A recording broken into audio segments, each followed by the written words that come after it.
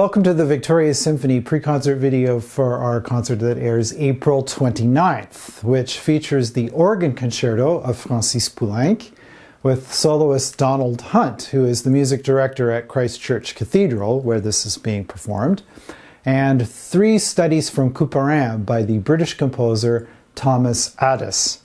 Now, you'll remember Poulenc from our wind program that was posted here on the internet on March the 4th, French Winds. We performed Poulenc's take on French music of the Renaissance in his Suite Française. This time around, you'll hear Thomas Adès' take on French music of the Baroque in his Three Studies from Couperin. This is an orchestration of harpsichord works by this fellow here, François Couperin. I'll put the two of them side by side so you can see them together. Now, just as an aside, this is a little personal note, if you're among our biggest fans, you'll remember that we performed a piece by Thomas Adès in February 2019. Yeah, you probably don't remember that. Along with Stuart Goodyear's own piano concerto, Callaloo, and Carl Nielsen's Fourth Symphony. It was his selection for orchestra of three dances from his own opera, Powder Her Face, an opera that Thomas Adès wrote about the rather scandalous life of the Duchess of Argyll. I only remark on this because that was one of my personal favorite concerts of that whole season, and I made a particular point of telling everyone for the rest of the season, whenever I had an opportunity to talk to symphony patrons or to the audience, I would mention to the people that attended that concert were our favorite audience because they took a chance on some very unfamiliar repertoire.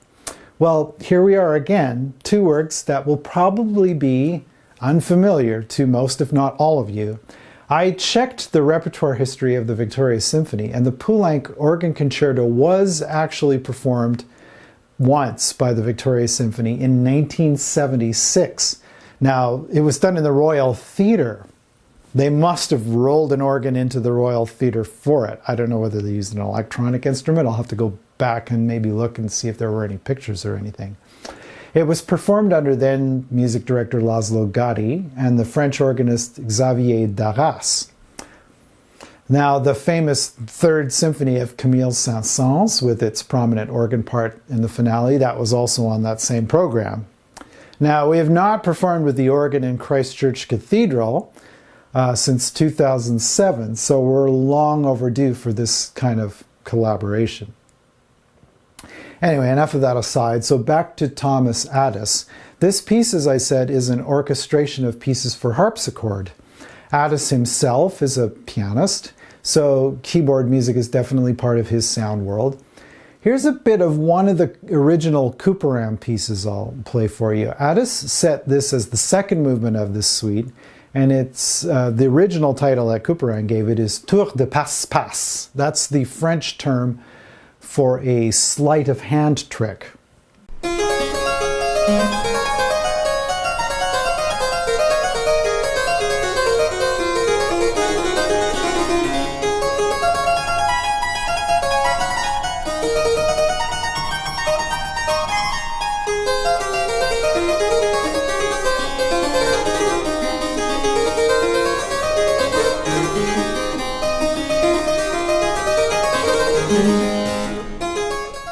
Now, what Adès does with this is quite a neat study in orchestration. Now, with a line like this, with music like this, you could just simply assign each phrase or each line of music to a solo instrument or a group of instruments, but Adès doesn't do that. He fragments the orchestra quite a lot. I'll explain what I mean.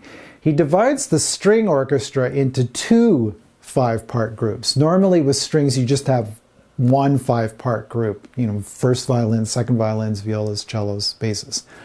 But Adès splits them into 10 voices and has them playing back and forth to each other in sort of two choirs. One group plays the notes on the strong beats and the other will play the notes in between, so you get this kind of back and forth. He also does this in the winds, brass, and percussion the same way. Nobody plays the full line, everybody just contributes a note or two as the thing goes along. I'll play you a little bit over that same score fragment. So this is Adés's version.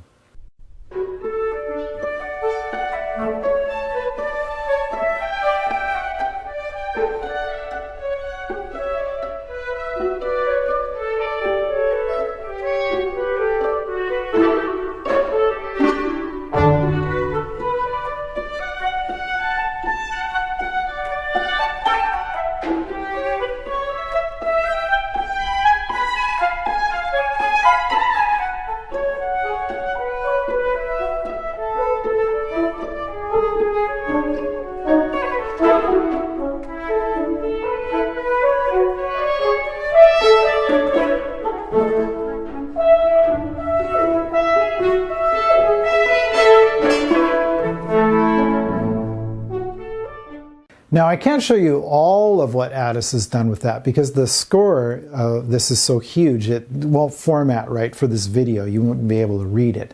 But I could show you a little bit here. You can see how he divides up the wind and brass instruments here. So there's one group, just plays one note and it's sort of tossed around. Now, whereas the harpsichord is a very monochromatic sound. And by that I mean you can't really vary the dynamic or the tone color of a harpsichord very much. The orchestration of this is sort of like a 3D color rendering of a black and white drawing.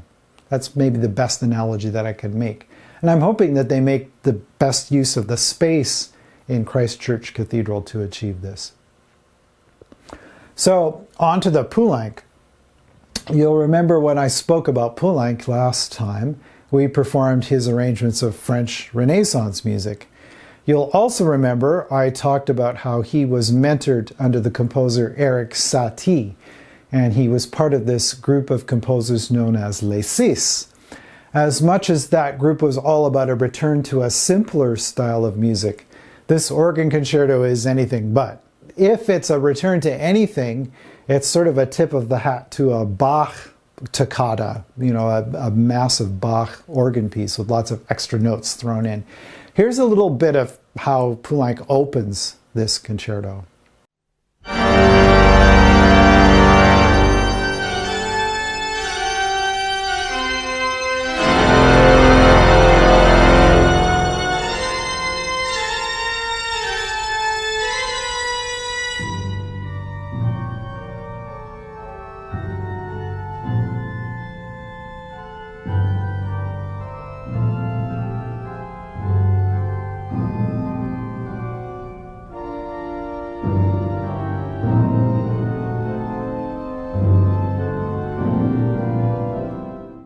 Now, when I've talked to you about chords in these talks, I haven't gone into a lot of detail. I've generally kept my examples to really simple 3-note chords like this.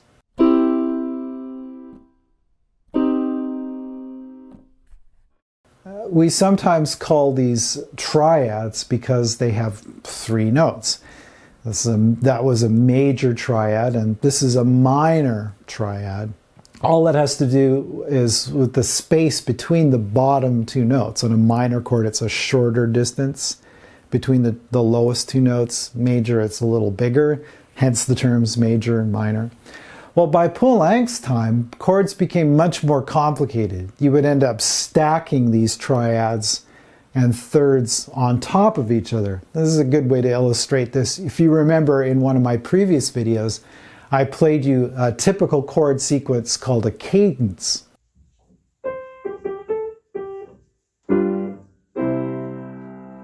Well, imagine if instead of one chord following the other, like you heard those last 2 chords, what if you stacked them and played them at the same time? You get something that sounds like this. Now, if you do something like that on an organ, and don't forget when you press a key on an organ, you're often playing several different types of pipes sounding that same pitch at the same time, sometimes even in different octaves. You can get some pretty dramatic textures from an organ, especially when you consider that you're also playing with your feet as well as your hands. So here's a little bit more of Poulenc's harmonic language in this excerpt here.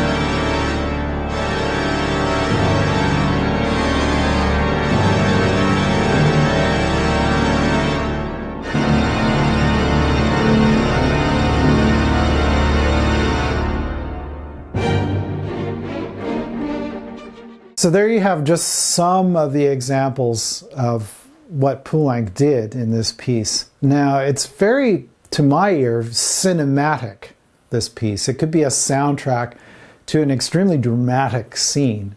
And even though it has these rather complex and very thick textures and chords, it's still structured a lot like a very typical concerto.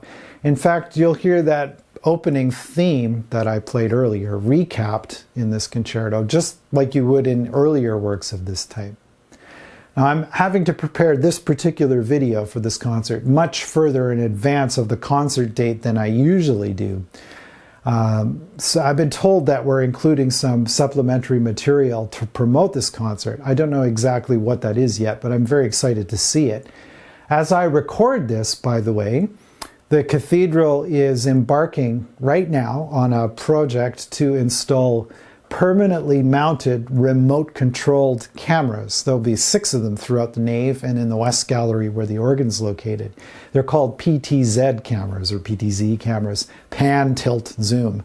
And they'll be remote controlled. This will become a state-of-the-art video production center. This is a very exciting prospect both for the Cathedral Parish and the community that it serves. Being able to capture events in this way will make for some very exciting projects in the future, and I hope that before the end of this virtual season, the Symphony will be able to take advantage of this technology.